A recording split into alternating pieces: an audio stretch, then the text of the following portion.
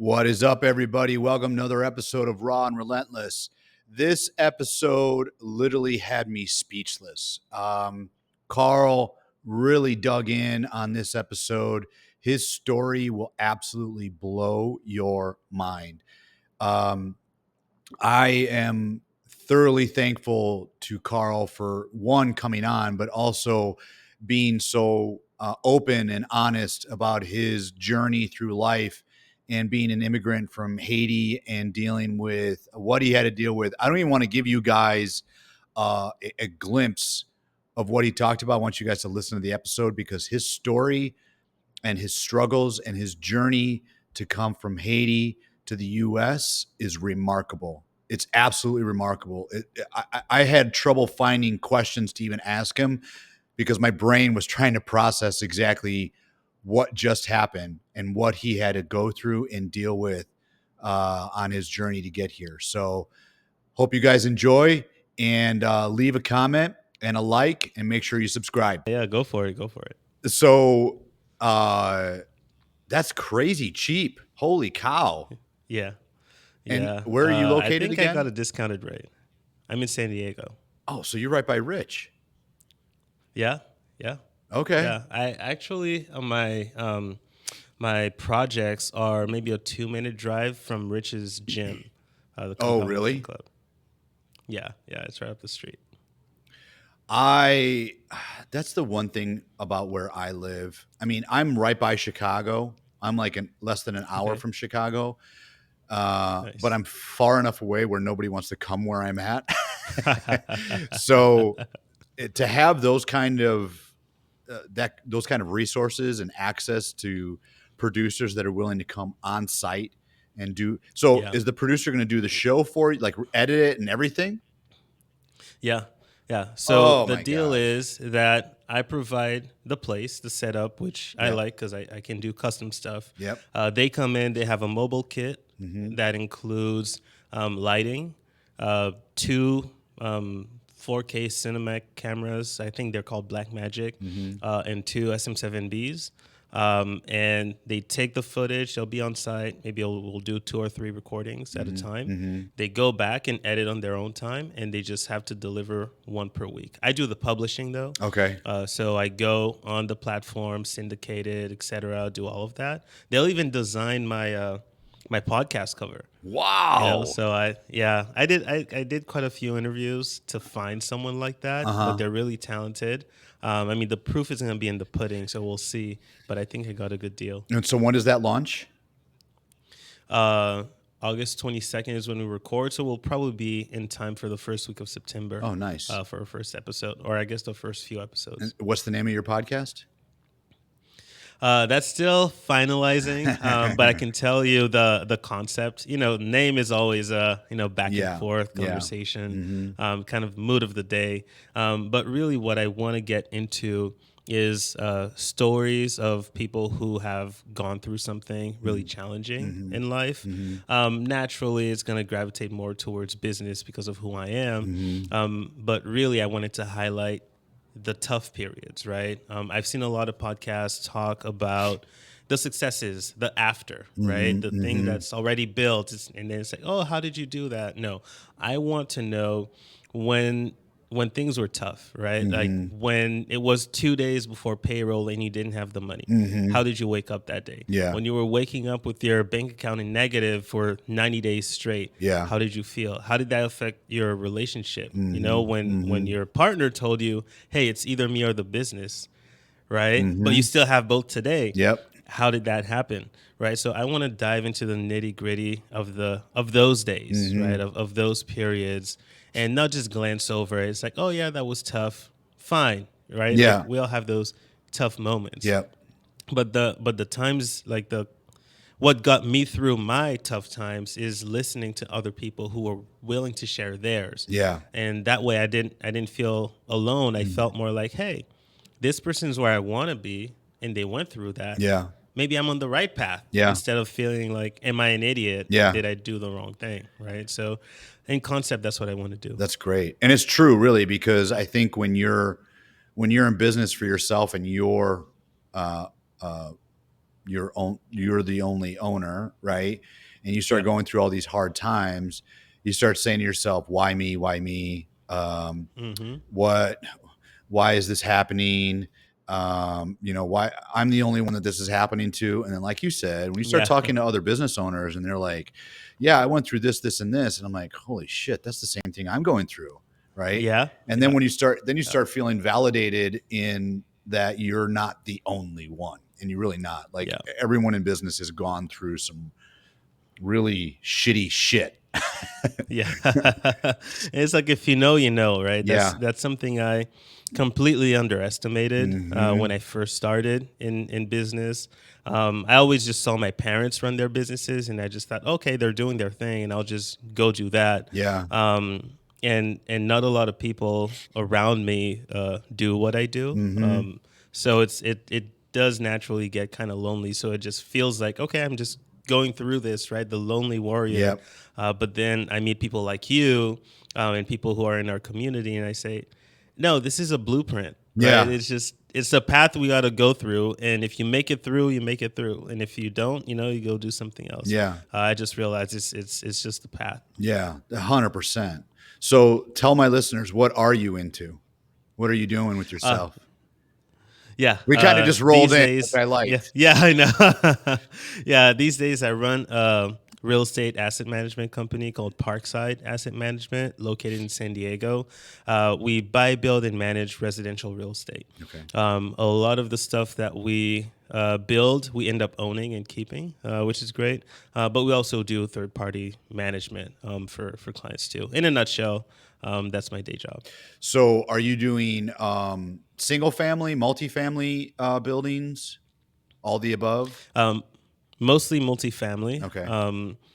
And our bread and butter is taking a single family, buying a single family lot and converting it to a multifamily between 14 and 18, 20 units or so. Oh, wow. Okay. And all in the San Yeah. Diego area? Yep. All of them in San Diego. I'm sitting in one right now. We have 5 projects that are within like 2 or 3 blocks from each other. So we can just walk to the sites, keeps it pretty efficient. Now, are you doing asset management or property management? Asset management. I oversee the property management team. Gotcha. Yeah, I'll jump into the nitty gritty here and there, but mostly I oversee the portfolio and make sure that things perform according to performa. What? How many units do you guys have in your portfolio that you're asset managing? We're closing on Nice. 100 units now. Yeah, yeah. We just started this company back in February. Okay. And then we launched pretty strong. So happy about that. And those 100, are they all your portfolio, or are you doing any for anybody else? Yeah, so about 60%. So yeah, 60 units are our own portfolio that we, me and my partners own and keep, and then the rest are third party clients. Nice. And what's your typical fee for asset managing? So we try and go with the flat fee model instead of the percentage base. That's kind of industry wide.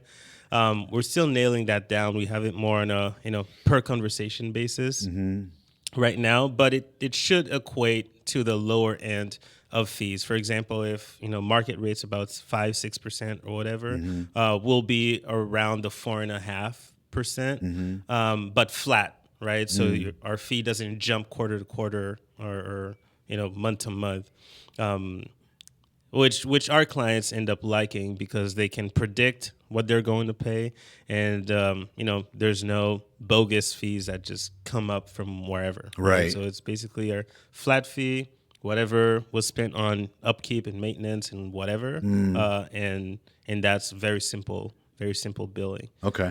We don't like to spend time on those things. Yeah. Yeah. That's awesome. Okay.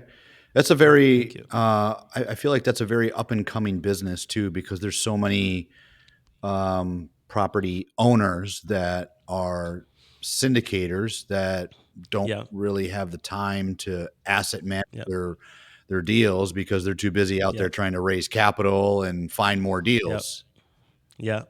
Yeah. But what I've noticed is that really the deal can be, a good operator makes or breaks your deal, Mm-hmm, right? So it mm-hmm. doesn't matter what you had on your Excel sheet if it penciled, if it's not actually going to do that in Yeah, real life. yeah. And that's where we come in, Mm. right? So we're expert at monetizing an asset, through traditional methods, but also through our own, proprietary lead channels and, everything else that we tell our clients.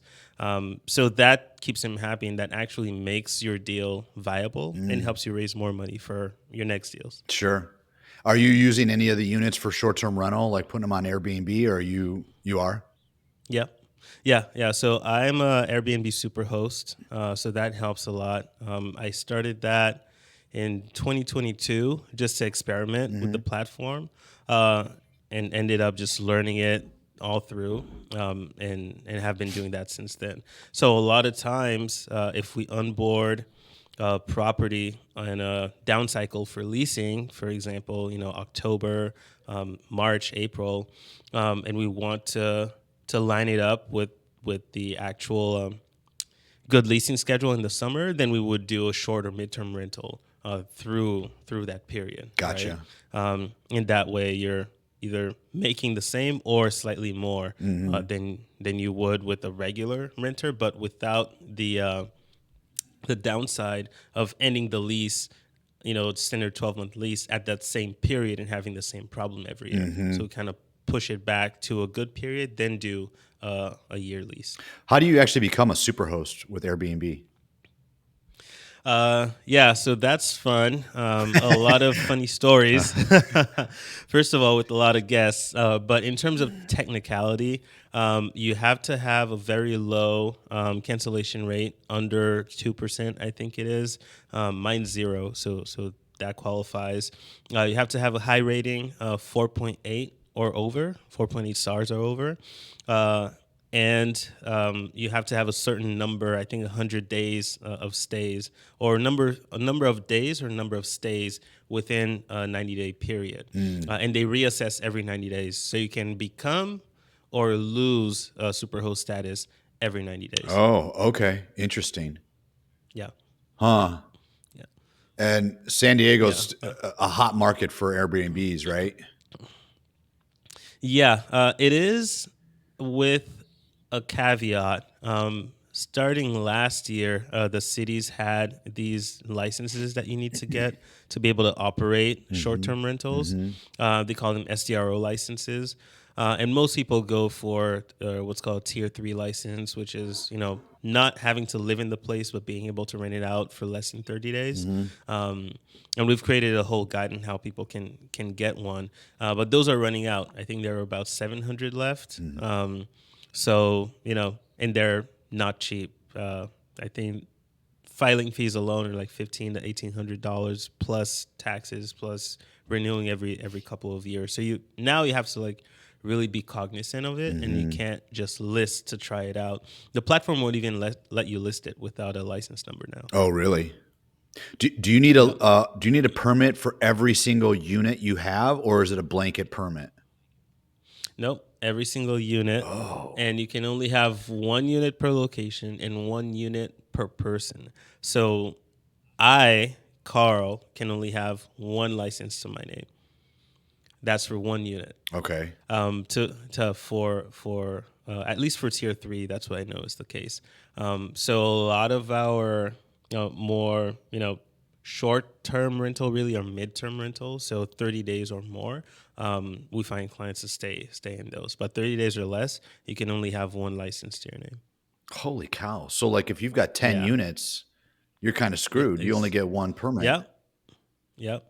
And that was the whole rage last year, and it led to a lot of fraud, because people were saying, "Hey, mom, sign up for this." Mm-hmm. My Mm-hmm. cousin signs up for that, and then it's all the same phone number, so it's essentially the same person, Sure. right? So I think the city's trying to police that a little bit. We'll see where it lands or where it goes, but as of now, that's what people are really doing to kind of go around it a Yeah. little bit. What about could you have different tier licenses under your name, multiple? That I'm not sure. Okay. I'm not sure. Potentially because they have different use cases. Mm-hmm. because one of them, I think tier 1 or tier 2, is that you can rent it out short term for up to 6 months out of the year, but it has to be your primary residence. So that's a completely different use case from tier 3, which is I don't live there. It's just an investment property. So I assume you can, but I haven't tried it myself. Wow. That kind of changes the game if you're only allowed one license. Yeah, yeah. So that's really reduced competition in a way, but also reduce the opportunity, because you used to be able to, just put up a listing and that was it, right? You just set it up and you're good for during a weekend and you're good. But I understand why the city's doing it, to sort of protect housing for the locals, especially during the post-COVID era where everything was just exploding. Yeah. And San Diego in particular saw really high property values and rent increases. So I understand the thinking behind it. Execution, we'll see, but the concept is fine. I honestly don't know how anyone affords to live in California. The real estate is so expensive out there. So expensive. Yeah. Yeah, not cheap. I mean, not cheap. To buy a shack, it's $1 million. Yep. That's and it was a shock. That's $6,000 a month in a mortgage minimum. Yep, minimum. Yeah, it's really bad. Nothing decent, at least in San Diego, comes for under $900,000. Just you're living maybe an hour and a half from everybody else, really. But really, it's tough. And it was a shock because I only moved here, 5 years ago now. I'm originally from Haiti. And I moved here as a student, and you used to be able to get a 1-bedroom apartment downtown for, I think, $1,400, $1,500. Now a studio is $2,000. Wow. Right? Yeah. So it's just doesn't even compare, and I don't think we're going back. You're from Haiti? Yeah. Your English is amazing. You have no accent. Thank you. I think in my family we're pretty good with languages, but I made a really good point of learning English this way because I also speak like French, Spanish, Creole, but all those languages I had to learn. English was the only one that I wanted to learn. Yeah. So it's the one I learned the best. That's awesome because I actually used to work out with a guy that was from Haiti, and his accent was so thick. I was always like, Gary, what did you just say? Yeah, that's us. That's us. So you moved from Haiti to San Diego? Yeah, I moved. So I lived in Dominican Republic for a while. Okay. So here's the trajectory. So born and raised in Haiti, lived there till I was 15. Then in 2010, after we had a huge earthquake, I was there. I remember that. Moved 2 days after that to Dominican Republic. While me and my brothers moved, my parents stayed back home to take care of business. And then I stayed in Dominican Republic for 9 years, from 2010 to 2019, until I moved to San Diego. Okay. And so what were you doing from work to even be able to afford to move to San Diego? I took a page out of my parents' book. They were always business owners and entrepreneurs, so that's what I've been doing since I was 12 in some way. In DR, though, what got me to move is I was working in the automotive industry. I started as a salesperson on the lot, and then ended up starting my own. So I was importing cars from the U.S., South Korea, and Japan to sell in the Dominican Republic. No shit. Yeah, and that was a lot of work because it was face-to-face sales. Yeah. And as a Haitian in Dominican Republic, it's kind of tough. We have our rivalry going on, and Haiti's not winning, so it was a little tough. But hey, I needed to do it, so I did it.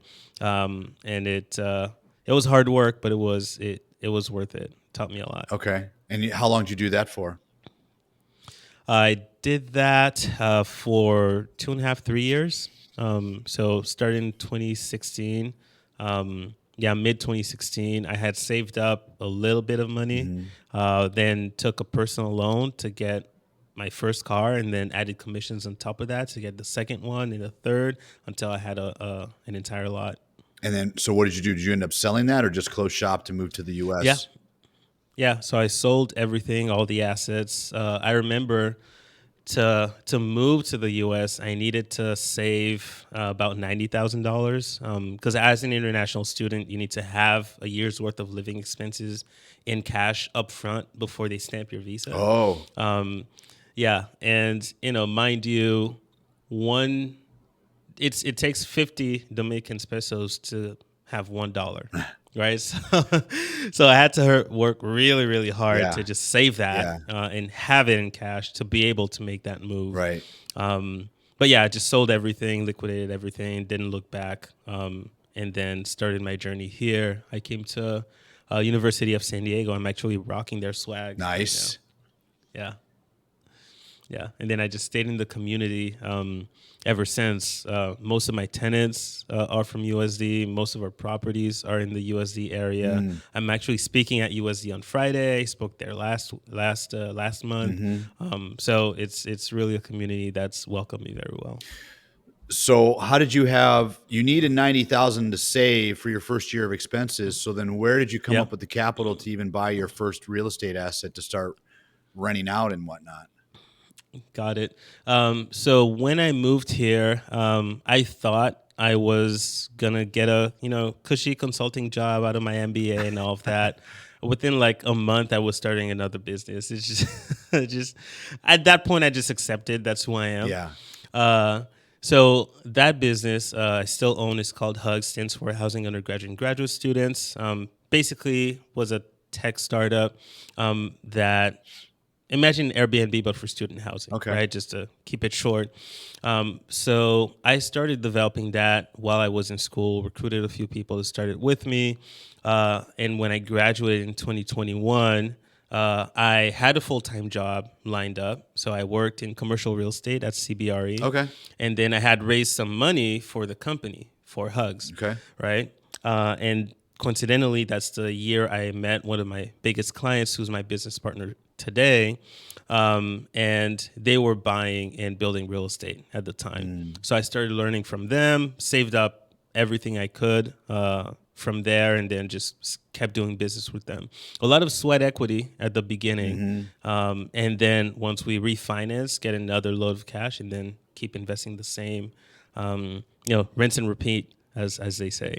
That's awesome, dude. Such a great story. I mean, that's the American dream right there. It is, right? Yeah, I mean, people don't realize like that's, but it just takes hard work. So, you were going to University of San Diego to get your MBA? Yep. And you finished that in a couple of years, right? Because you came here in 19 and 21, you had graduated. So by that time you were rocking and rolling in the real estate side. Yeah. And then you networked, you met the right people. Yep. Oh, man. I was just out there. The only times I wasn't working or doing something was when I was sleeping or showering. That's it. Yeah, I know. That's the it. feeling. And if I could, I would have. But yeah, it was just constant work, day after day after day after day, and prioritizing. Right till this day, I just reinvest everything. Yeah. I'm 29 now. I'm turning 30 in like 2 weeks. I still have the energy. I don't have a pet. I'm not married yet. I don't have kids. So this to me is the best time to do it. Absolutely. Right. Well, if everything fails, I still have time to like start from scratch. Yeah. Right. As an immigrant, it's still like a risky position. Most people I know went more traditional routes because it's just risky. Right. Like the risk isn't just going bankrupt. It's they ship you out of the country, right? Yeah. So that was a risk there, but once you get over that hurdle, it's really just sky's the limit. So what's your 5 and 10 year goal then with the businesses? 5 and 10 year goals. 5 years probably we'll be doing very similar to what we're doing now, but at a bigger scale. So we want to do obviously bigger projects. I have some good plans for content, as you know. So I want to build this sort of almost like an economy around my brand and my personality. So that's like in the shorter term to generate a lot of cash flow. Because right now we just get paid when we refinance, right? Aside from our few, management clients. So I want to sort of bridge the gaps in between those Sure. and have a steady cash flow to reinvest. And then in 10 years, I want to have a lot of options. I want in 10 years, by the time I'm 40, if I want to go back to Haiti to start something, then I can just do that, and my family's set, right? If I want to move to my current fiance's birthplace in Guinea, we can just do that, right? I want to have options in 10 years, similar to what some of my friends have today. A lot of my friends are 10 years plus older than me, and they have options, right? So I want to have that. I don't know materially what that's going to look like, but I just know in concept that's where I want to be, where I can just wake up and decide what I want to do, and that's what's going to get done. And I don't have, a lot of the normal day-to-day barriers Sure. that I experience today. What do you think? What do you think that you need for cost of living now, and what do you think that dollar amount is in 10 years from now? Oh, and you're saying personally or just as an economy? Personally. How that evolves? Personally? Yeah. Right now I'm pretty low maintenance. I can get by in like $5,000 a month or less. It's really just optionality. If I want to do something, I do it. But I live in one of our projects, so rent's really cheap. I don't, I just work all the time. Yeah. Right. I haven't been traveling or anything. This is the time for me to do it. But 10 years from now, dollar amount, I don't see with the family maybe, but I don't see myself spending more than 30, 50 grand a month, just realistically. I would have everything I want in life just with that. And everything else is, what do I want to do, right? Or what do I want to give or what do I want to build? But in terms of personally, I don't see myself exceeding that. Well, I guess check with me in 10 years. But, that's what We I need to think get it on the today. calendar right now. Another podcast 10 years from now. Yeah, let's do it. So now the other side of that, because I'm asking these questions because I want listeners to understand not only the cost of living, but also the cost of running a business. So the other side of that question is, what do you need now, cash flow wise, in order to operate your business effectively? And what do you think you're going to need 10 years from now? Yeah, the business is a whole different beast. Yes. Right? Because as you'll know, you never have enough cash. Yes. There's always something to reinvest in. There's always new plans. There's always projections you got to make. Without going too deep into the numbers, these days we're a small company, like I mentioned, started this year. Our overhead's probably where I want to be in 10 years. So like 30 grand a month or so, just like personally, 30, 40 grand a month. This is just keep the lights on, keep everything running, and keep building. Yep. And this is without special projects, right? Yep. Obviously, if we're building, that's gonna increase. But in 10 years, I can only actually. Let me catch myself. I was going to say I can only see that going up, but with more technology and artificial intelligence coming in, it might either be flat or go down. Interesting. Because, I think that, most of a business, unless you're doing like heavy manufacturing or something really heavy, like rockets or whatever, most of a business, at least especially in services, cost is going to be human capital. Yep. Right. Yep. And in 10 years, based on the trajectory I'm seeing now, a lot of artificial intelligence will replace what humans used to do outside of the physical realm. Right. So generating scripts, generating things, making calls, etc. All the service-based things that we do manually, data entry, all of that stuff, that's just bogs you down. You don't have to pay $25 an hour for someone to put stuff in an Excel sheet, right? Or maybe you won't need to do that in 10 years. So I think that'll free actual human capital to do other things. I think creativity is something that's innate to us and that we'll probably keep. But in terms of the operations of a business outside of something physical, I think AI and technology will drastically improve to keep that cost down, which I think it has already, right? Just through different technological revolutions of the past, wages don't grow that much, Yeah. right? But everything else does. So I think we're gonna see that pattern repeated. That's a very interesting perspective. I never really thought of it that way. Thank you. Yeah.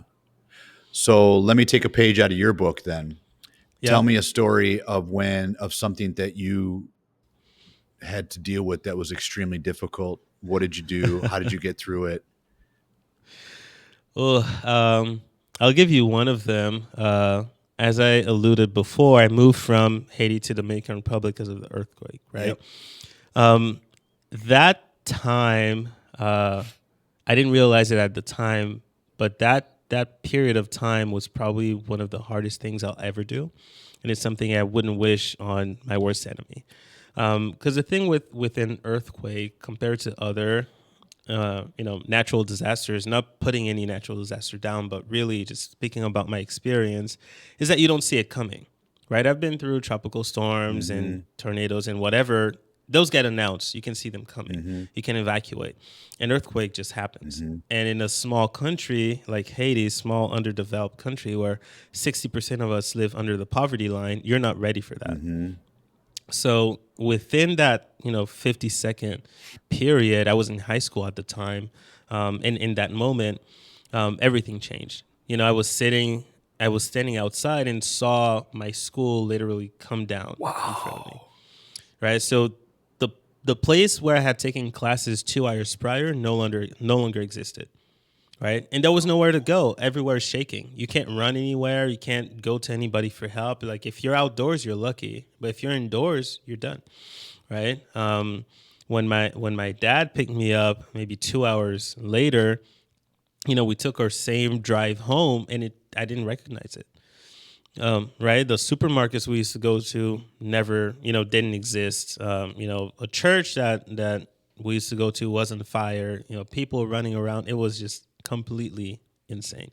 I don't even a movie I don't think can really relay what the experience was, right? And I only saw my mom maybe 7-8 hours later. Until then, it was crickets. There's no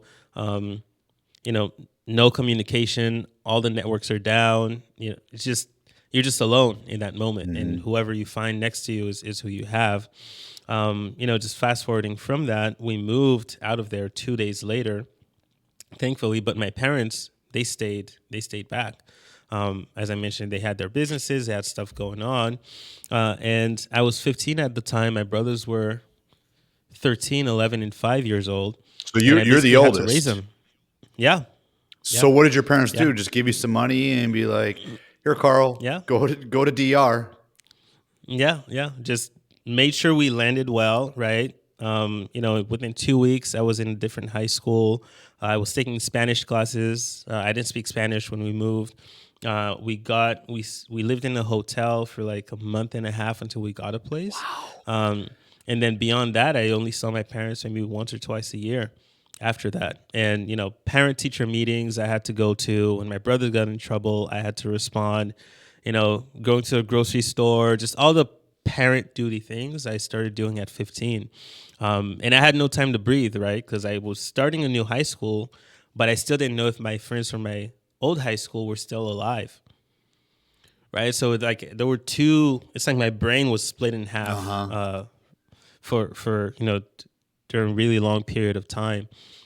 So that was a rough transition. But if I had to rate, in terms of my life experiences, that's probably number one in terms of difficulty. Although at the time I didn't realize it.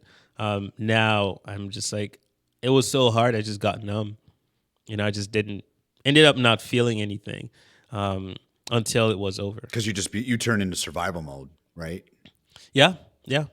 Just constantly, day to day. And it's just not just survival mode. It just didn't know what to do, right? Like just throw any 15-year-old, to raise 3 kids, just, you don't know what to do. But I'm thankful for the experience, of course. Made me grow up really, really quickly, and I have my brothers, love and respect today. So anything I say goes now, right? So, so that's good. But it was tough, right? Four boys in a household, all butting heads, type A personalities. It was tough, a few fights here and there, but we made it through. So, my God, I don't even know. Like, I don't even have. I have questions, but I don't even know where to start. So, I mean, because you guys were all so young, and those Yeah. each one of your guys' ages are it's super important ages in Yep. terms of growth and development.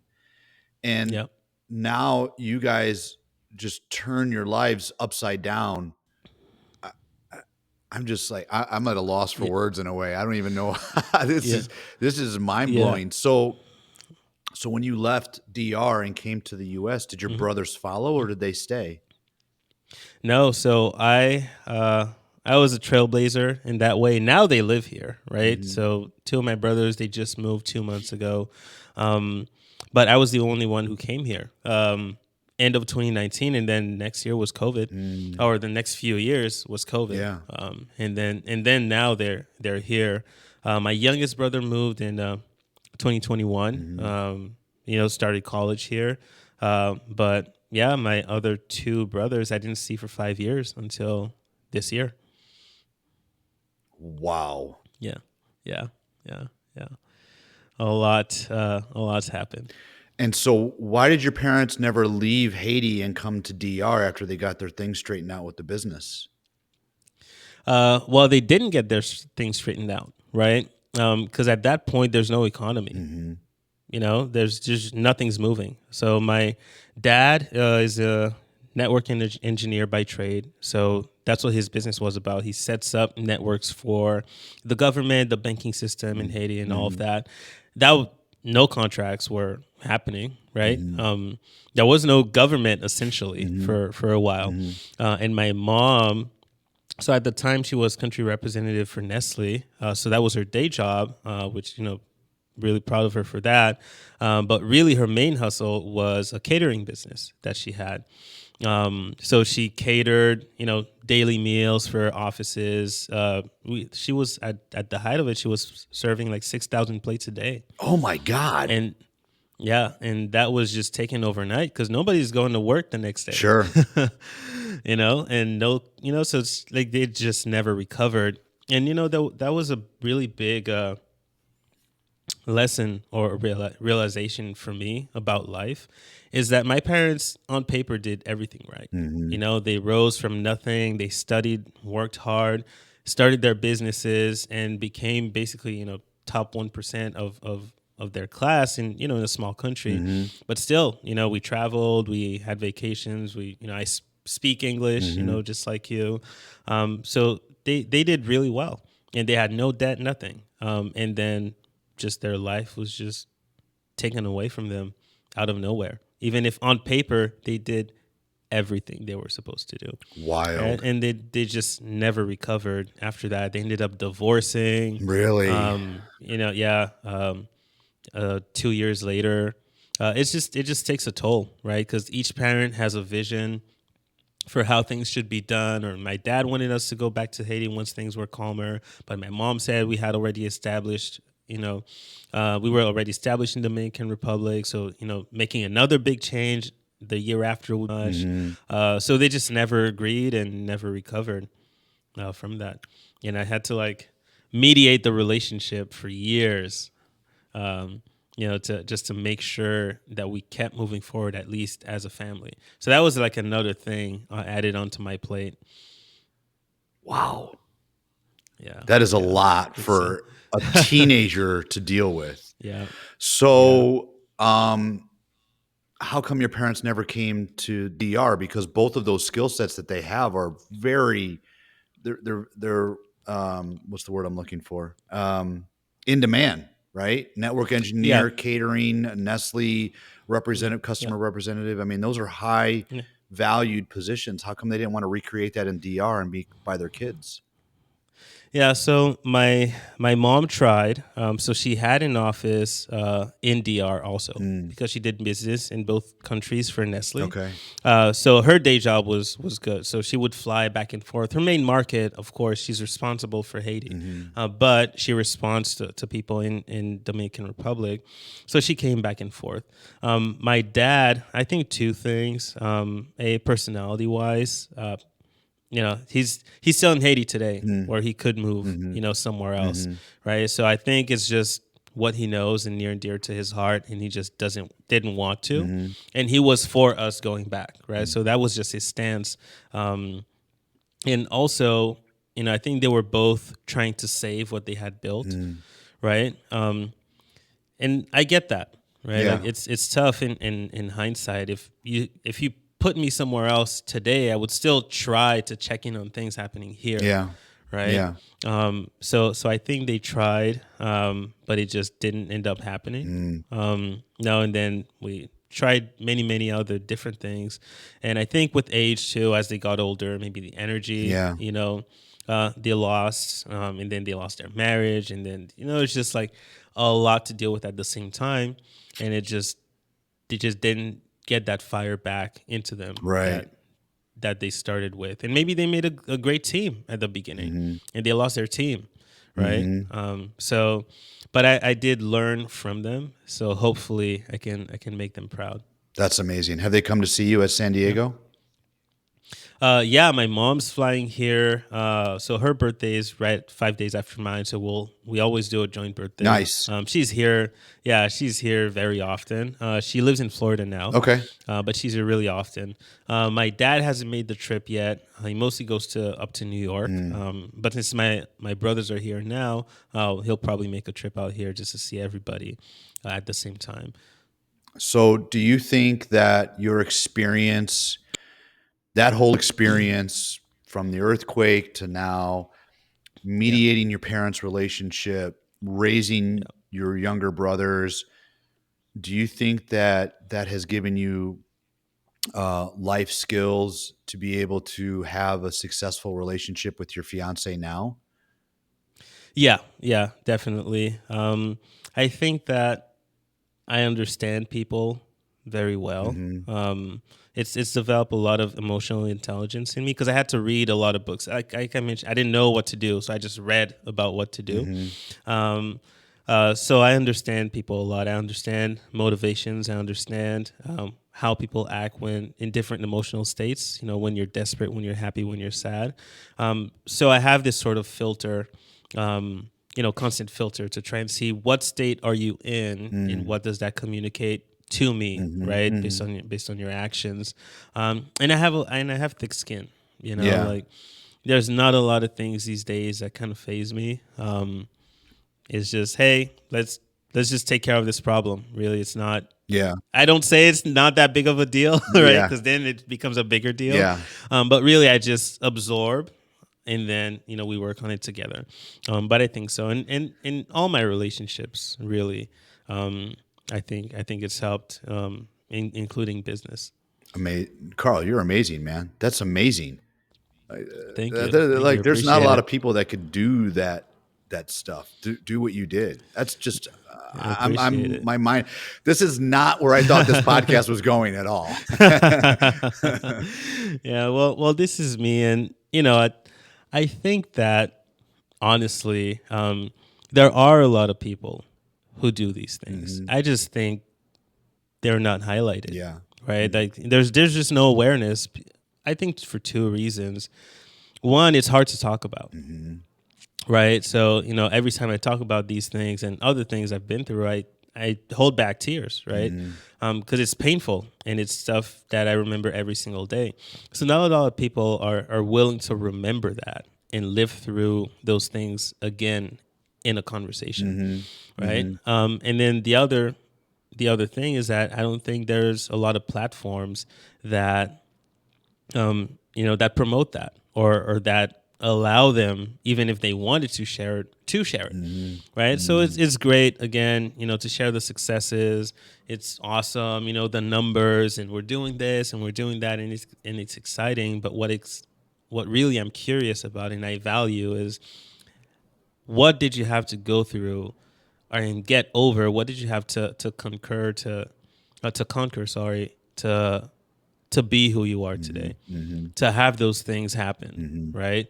And that's what I value, and that's what I share. So you mentioned you read some books to be able to understand those feelings, understand people. What are some books that you recommend for stuff like that? Yeah, yeah. My number one book is How to Win Friends and Influence People. That I still have the first copy of it that I read in my bookcase, and I reread it. If you could honestly just read one book, I would just read that. That's the number one. Then you dive into more deeper knowledge things like the E-Myth, right? Is a very popular one. The 4-Hour Work Week is a very useful one. So those are more like applicable, but really to build a life mantra around, I think How to Win Friends and Influence People is my number one pick. I feel like that's like the number one book for a lot of business people. Yeah. It's what sales are derived from, right? Is that book. Yeah.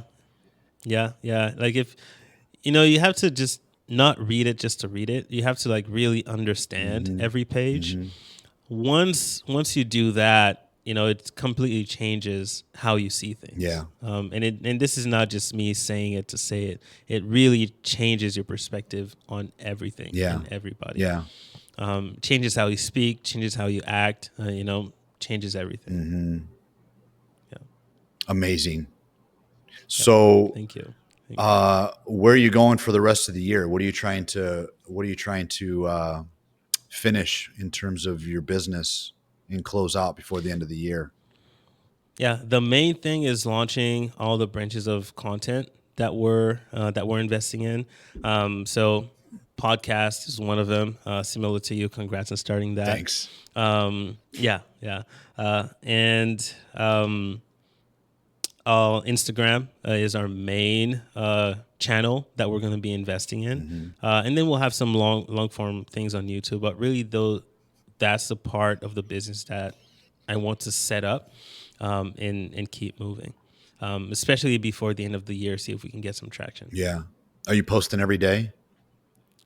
Almost every day. I'm recording every day, but I want to have sort of a bank of of content to be able to post a little bit more, automatically. Yeah. Than just trying to wing it, because I want to put out quality content out there. So I'll take a couple of weeks to do every other day, and then jump into the everyday once we start the podcast. And the podcast you said is going to roll out, or hoping for first episode beginning of September. Yep. That's the goal. That's awesome. And it's going to be in person, right? Are you going to do any virtual remote interviews at all, or? Not at the beginning, or at least that's not the goal. Yeah. We'll see, probably depending on the side of the guest or how close we are, or, the conversation, the story, of course, that's really valuable. But I really wanted to try to do the in-person because the topics are, a little sensitive to people, or close to their hearts. I want to be able to build that connection in person and make them, comfortable, right? Rather than being at home, maybe just get them out of their routine and say, hey, this is the place where you can open up. It's a safe space. Yeah, that's awesome. So we'll see if it turns out. Yeah, thank you. I'm sure it will. I mean, you work hard, so I'm sure it's has no choice to, right, when you work hard. Yeah. Yeah. Won't let it not happen. Yeah. I'm actually going to be out in San Diego in September, so we'll have to tag up. Yeah. Let's book it. Yeah, let's book it. Carl, man, I really appreciate you coming on. Your story is absolutely amazing, man. My pleasure. I'm proud to know you now, because that's what you've done and accomplished is a feat. That is for sure. Thanks, Bo. Yeah, man. Thanks, Bo. Really, really appreciate it. Where can everyone meet you, get a hold of you, see you, all that jazz? Yeah, best place to keep up with me is on Instagram. So first name, last name, Carl Dumesle. That's Carl, and then Dumesle. And that's sort of the best place to keep up with me. Okay. Carl, I'm going to be watching you. I want you on here a Thank you. year to the day so we can see where you're at, because I have a feeling that you're going to Yep. be ginormous. Thank you. I'm excited. Yeah. I'm excited. Thanks, Carl. Let's do it. Thanks, Bo.